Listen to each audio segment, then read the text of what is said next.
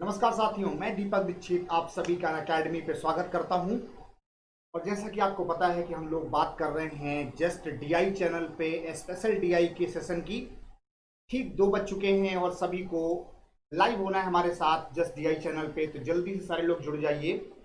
और आज के सेशन में हम लोग बात करेंगे एक बार ग्राफ की, जिसमें बहुत ही आपको डिफरेंट लॉजिक समझने हैं कि कैसे हम बार ग्राफ में डेटा को अरेंज करते हैं और उनसे रिलेटेड प्रॉब्लम को डील करते हैं। तो चलिए सेशन की शुरुआत करते हैं। सारे लोग लाइव आ जाइए और जो भी लोग हमारे साथ लाइव जुड़ चुके हैं सभी का बहुत बहुत स्वागत है। वेरी वेरी गुड आफ्टरनून सभी को। तो एक बार इस सेशन को शेयर कीजिएगा। हम लोग सेशन स्टार्ट करते हैं। उसके पहले एक इन्फॉर्मेशन जो आप सभी के लिए बहुत ज़रूरी है कि अगर अभी तक आप लोगों ने मुझे फॉलो नहीं किया है तो बिल्कुल जाइए अनअकैडमी ऐप पे सर्च कीजिए। मेरी प्रोफाइल दीपक कुमार के नाम से होगी और इसको फॉलो कीजिए, जिससे आपको सारी नोटिफिकेशन क्लासेस की मिलती रहें, कोई क्लास मिस ना होने पाए। इसके लिए फॉलो करना बहुत ज़रूरी है।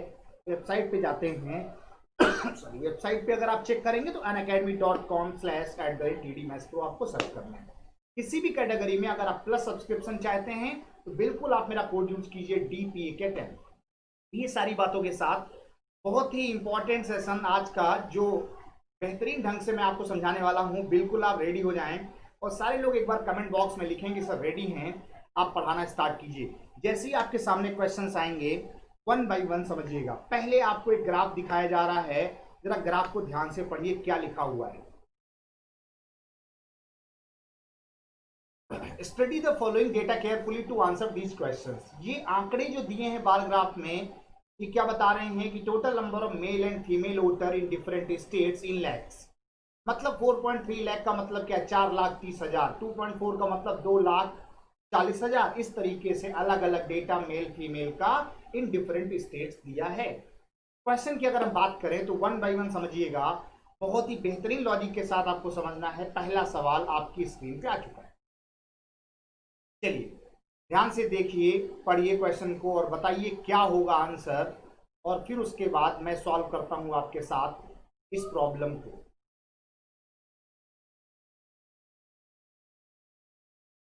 क्वेश्चन क्या है, if 74% male voters of UP and 64% female voters of same state, मतलब यूपी की बात हो रही है, पोल वोट्स मतलब वोट डालते हैं, then how many candidates are not polled votes in the same state। तो कितने ऐसे लोग हैं जो इसी राज्य में वोट नहीं डालते हैं। यूपी की बात है, आपको डेटा पता है 4.3 और 2.4, मीन्स 4,30,000 में से 74% वोट डालते हैं, मतलब 26% वोट नहीं डालेंगे। प्लस अगर हम बात कर रहे हैं स्पेशली फीमेल की, तो टोटल फीमेल यूपी में है 2,40,000 जो वोटर हैं, और इसमें से 64% मतलब बचा क्या, 36% जो वोट नहीं डालती हैं। हमें चाहिए दोनों का सम। बस ये आंकड़े आपको समझ में आ गए होंगे कैसे निकाला मैंने। 4,30,000 का 26% और 2,40,000 का 36%। बस सिंपली ऐड करना है, क्रॉस मल्टीप्लाई। पहले हम लोग इसको सिंप्लीफाई कर लें सिंपल तरीके से। डबल जीरो कैंसिल हो गया, 26 या 78, 7 कैरी हुआ, 26 चौको 104 और 7 कैरी के साथ 111, प्लस डबल जीरो कैंसिल हुआ, डबल जीरो बचा, 24 छक्का 144, कैरी हो गया 14, 72 14, 86,400। 1,11,800 और 86,400 को ऐड कर दीजिए। 1,86,11,97, ये हो जाएगा 197,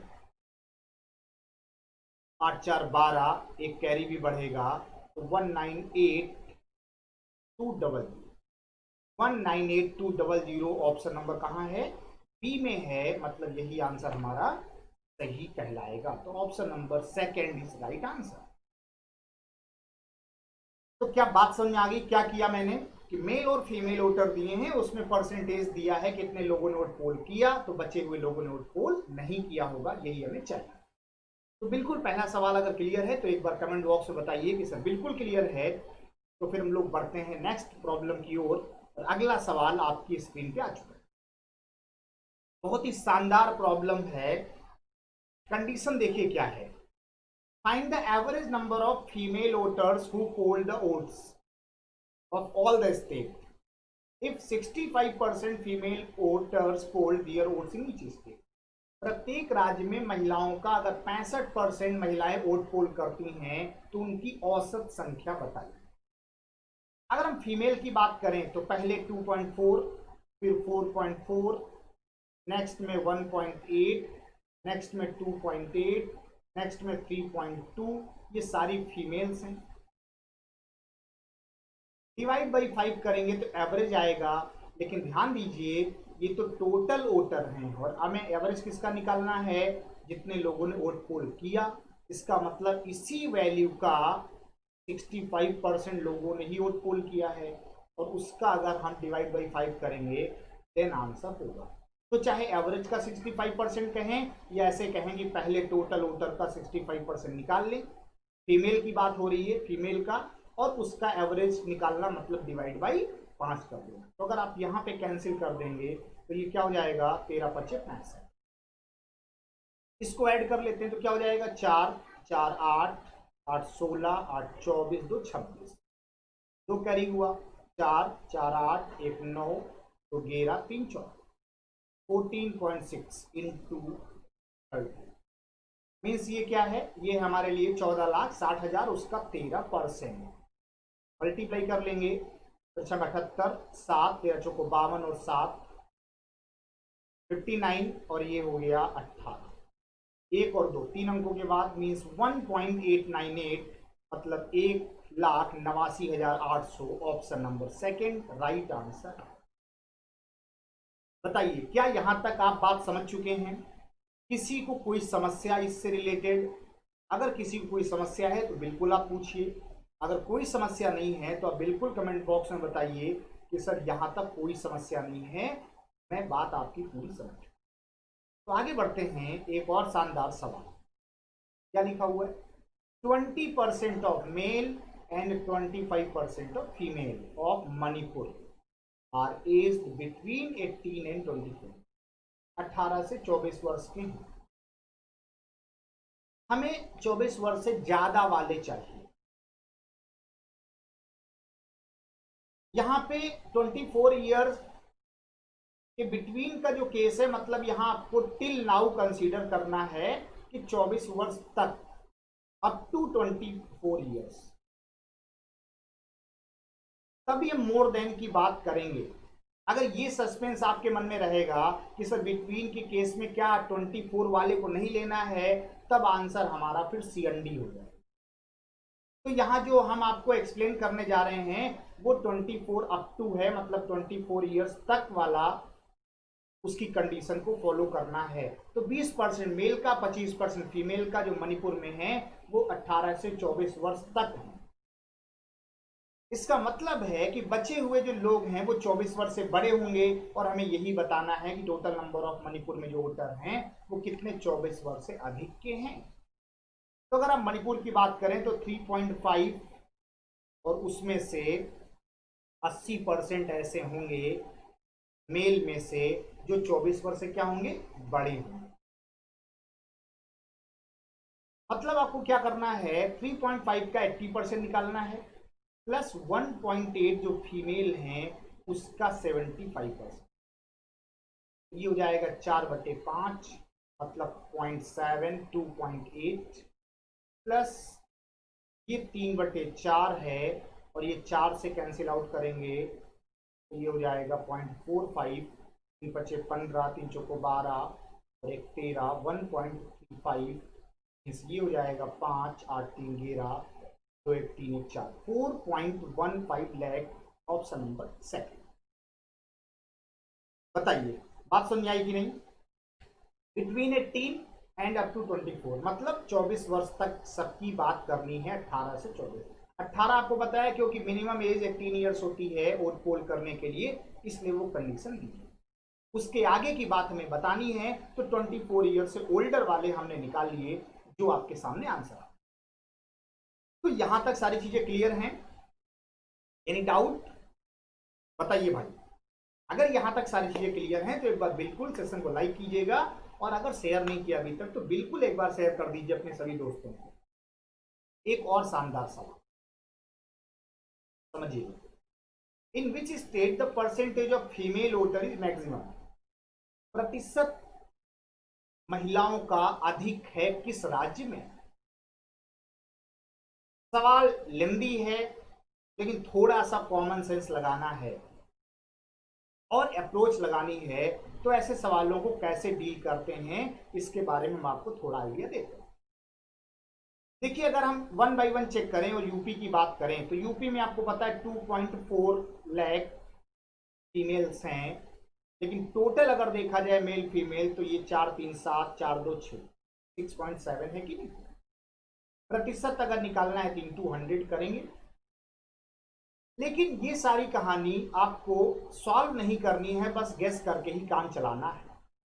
जैसे अगर ये देखा जाए तो ये 6.7, इसको लगभग अगर हम 7 भी मान लें तो 7 3 जा 21, मतलब ये नियर अबाउट 30% प्लस आसपास डेटा होगा।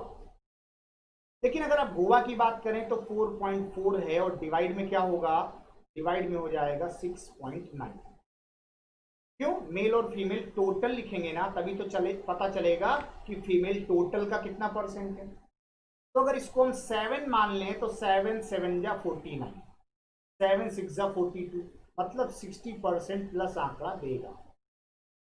ऐसे ही 1.8 और मणिपुर की बात करें तो ये 53 है कि नहीं, 15.3 है, बहुत आगे नहीं जा रहे हैं, 35 30 के आसपास आंसर देगा। पंजाब की बात करें तो 2.8, किसमें से, पूरे में से, पूरे कितने, 7.3, 7 चौको 28, का मतलब लेस देन 40% ही आएगा, क्योंकि 0.3 भी लगा हुआ है। बात समझ आ रही है कि नहीं। इसी तरीके अगर हम यूके की बात करें तो 3.2, और टोटल क्या है, टोटल है 6 या 30, मतलब मोर देन 50%।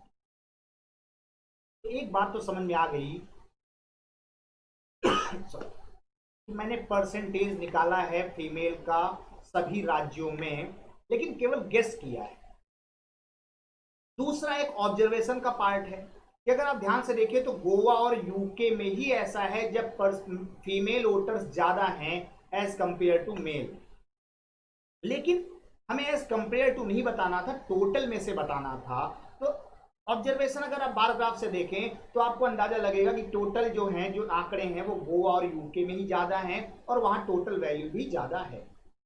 तो वहीं केवल हम अगर चेक करें तब भी काम बन सकता है, लेकिन फिर भी कोई डाउट ना हो इसलिए मैंने आपको सारा करके दिखा दिया है कि आप गेस कर सकते हैं, लेकिन तरीका भी आपको पता होना चाहिए, और आपका जो आंसर होगा वो हो जाएगा स्पेशली कहां पे, गोवा में, जो कि मोर देन 60%। क्या बात समझ आ गई कि कैसे हमने परसेंटेज ऑफ फीमेल वोटर्स निकाल लिए। देखो पॉइंट जो लगे हैं ना, उसका कोई रोल नहीं है। 2.4 6.7 पॉइंट तो कट गया ना, पॉइंट आप भूल जाइए, आप डायरेक्टली डेटा में बात करिए कि 24 67 का कितना परसेंट है। क्या ये सारी कहानी आप समझ चुके हैं, बताइए। यहां तक क्या सारी चीजें क्लियर हो गई हैं। ऐसा डीआई अक्सर आरआरबी के एग्जाम में पूछा गया है, इसलिए बहुत अच्छे से प्रैक्टिस करके जाइए। 5 में से 5 सवाल आपके अपने होंगे, और जब मैं आपको कहता हूं कि आपके अपने होंगे, मतलब वो आपने पहले से सॉल्व किए होंगे, और अगर जो सवाल आपने पहले से सॉल्व कर रखा है, एग्जाम में कोई समस्या होने वाली नहीं है। तो यहां तक सारी चीजें ओके हैं, एनी डाउट जल्दी से बताइए, कमेंट बॉक्स में लिखिए कि सर नो डाउट। अगर नो डाउट है तो फिर हम लोग बढ़ते हैं अगले सवाल की ओर, और अगला सवाल ये रहा। पढ़ लीजिए सवाल को और ध्यान से बताइए क्या आंसर होना चाहिए।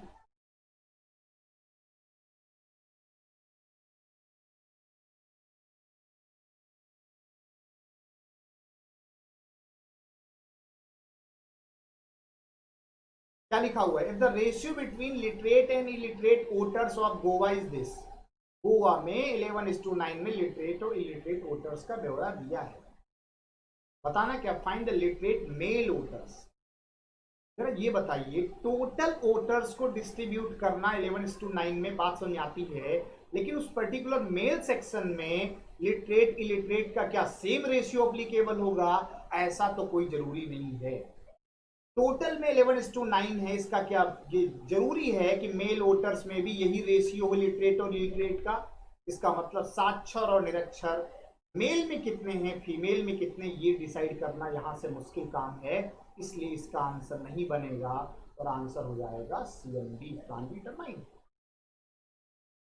अगर ये literate illiterate voters of particular male section में दिए होते तो हम डिस्ट्रीब्यूशन कर लेते। बताइए क्या बात समझ में आई? जल्दी से क्या क्लियर हुआ? बिल्कुल, तो बहुत आसानी से आपने चीजों को समझ लिया है और मैंने बहुत अच्छा प्रयास किया है कि आपको पूरी बातें समझ में आए जो इस DI के माध्यम से मुझे समझाना। तो आज का सेशन कैसा लगा कि बिल्कुल एक बार कमेंट बॉक्स में बताइएगा। आप सभी का बहुत बहुत धन्यवाद जुड़ने के लिए।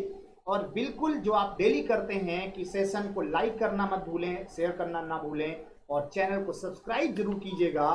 तो बहुत बहुत धन्यवाद आप सभी का जुड़ने के लिए। Thank you so much.